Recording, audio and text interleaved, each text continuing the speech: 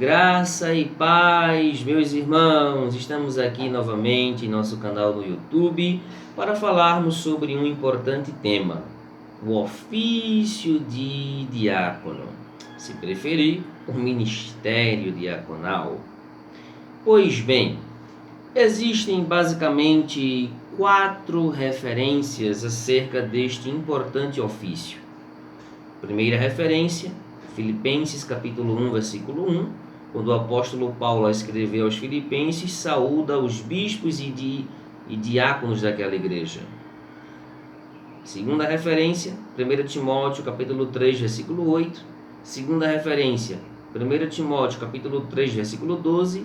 E quarta referência, 1 Timóteo capítulo 3, versículo 13. E nessas 3 últimas referências, Paulo faz menção das qualificações que os diáconos devem exercer. Pois bem, você pode estar perguntando, mas irmão, e o texto de Atos 6 não fala de diácono? Olha, o texto de Atos 6 é no mínimo, um texto bem disputado quando o assunto é o ministério diaconal. Até porque o termo grego para a palavra diácono é o vocábulo diakonos. Diakonos é traduzido como diácono e só aparece nessas 4 referências que eu acabei de te citar. E lá em Atos capítulo 6, versículo 3, aparece o termo servir. E servir ali vem de um termo grego chamado diakoneo, que indica apenas servir, serviço sagrado. Já o termo ou vocábulo diáconos, traduzido como diácono, significa servo, ajudante, servidor, garçom e ministro. Ministro das mesas, ministro do serviço, ministro do serviço sagrado, ministro do serviço cristão.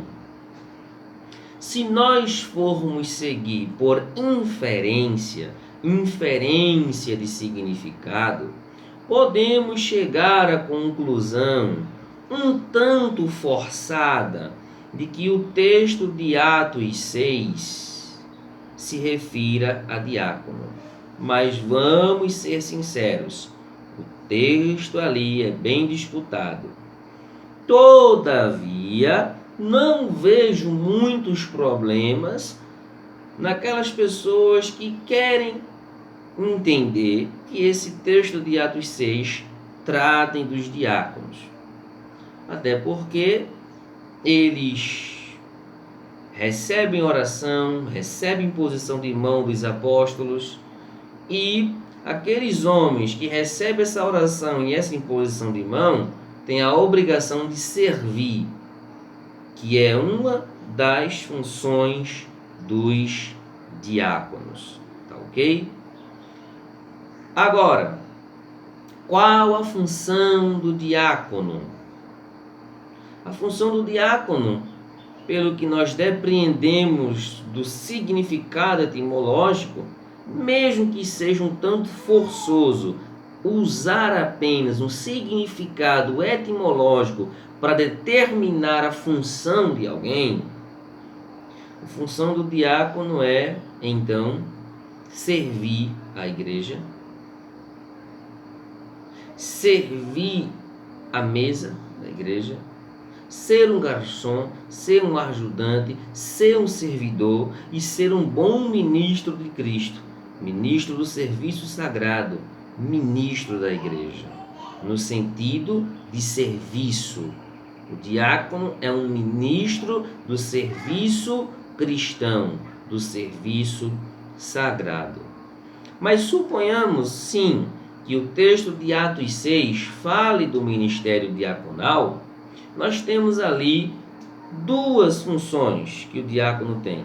Primeiro, capítulo 6, versículo 1, que é cuidar das viúvas.